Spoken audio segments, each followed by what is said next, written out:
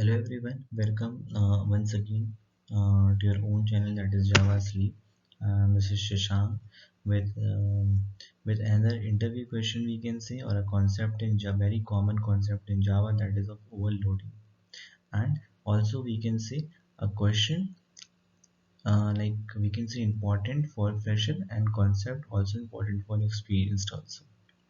So basically, what is overloading in Java? If we talk about, then overloading is a concept which is followed by the method. That is, we can say a method overloading, which you have might heard earlier also.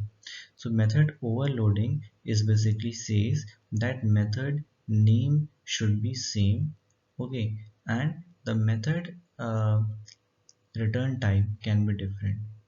But if we are passing the argument in all the methods, okay, that should also be different in the type, and then if not in the type, then in the number.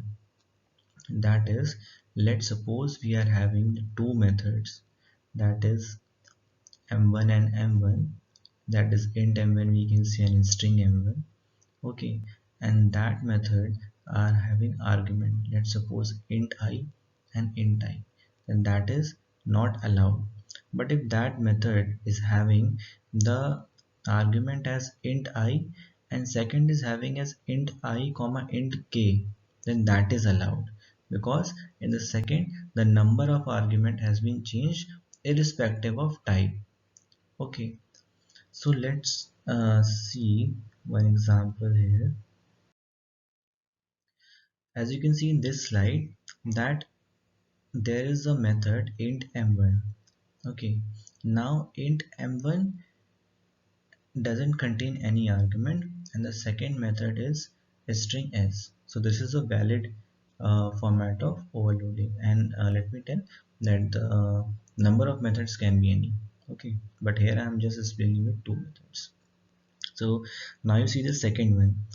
In second one, you can see that in int m1 there is an argument int I, okay, and then in void m1 there is argument string I. This is also allowed because int I and string I, they both are different type of arguments, okay. And let me clear that the return type of methods can be same, like public int m1 and public void m1, it is here. So it can be public int m1 and public int m1, both can be of same return type. Now when you see the third example, then third example if we see, then there we can say that int I and int I are passed. Now here is the question that it is not allowed. It is mostly asked in the interview. Okay, what will happen? Then it will raise an ambiguity. Okay, now let me explain you why it will raise ambiguity, and later I will explain what is ambiguity. Okay, so let's suppose we are creating an object of Java sleep, that is our class. Okay, and to that class object we are calling the method, the last one I am talking, where we are passing int I and int I. Okay, so now when we are passing a dot m1 of 1 and a dot m1 of 2, so here the compiler will get confused that which method to be called upon, because they are having the same signature. And remember this term signature, I will explain in next slide. So here they are having the same signature. Okay, so here it will raise an ambiguity. So what is ambiguity? Ambiguity is basically where, if you're talking about two methods or two things, so where the both of the things are alike or same. Okay, and so here what compiler will do, compiler will get confused that which m1 to call upon. Okay, and so what I'm you might remember that I have said signature. So basically what is a signature? So when I'm saying method signature or a signature, so I am saying m1 of int of I.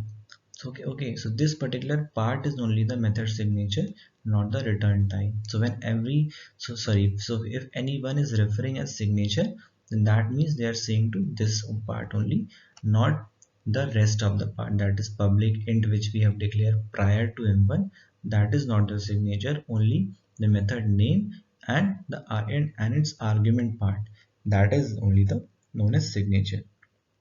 And as I said, that number argument can be any. So here I am saying that public int m1 of int I, and second I am saying public string, or it can be public int also, okay, of m1 int k comma int s. Then this is valid. Why? Because here the compiler will not get confused that which method to call upon, because they are having the different numbers of argument. Like if I will call m1 and in argument I will pass 1, then compiler will know that this m1 to be called, first one m1 to be called. And when I will pass m1 1 comma 2, then compiler will know that this m1 have to be passed, and whatever it is written in that in this particular block, or whatever implementation we are providing to this particular block, so irrespective of that, the implementation will be get executed. Okay, so this is done for overloading. And for rest of the video, please subscribe, like and share. Till then, goodbye.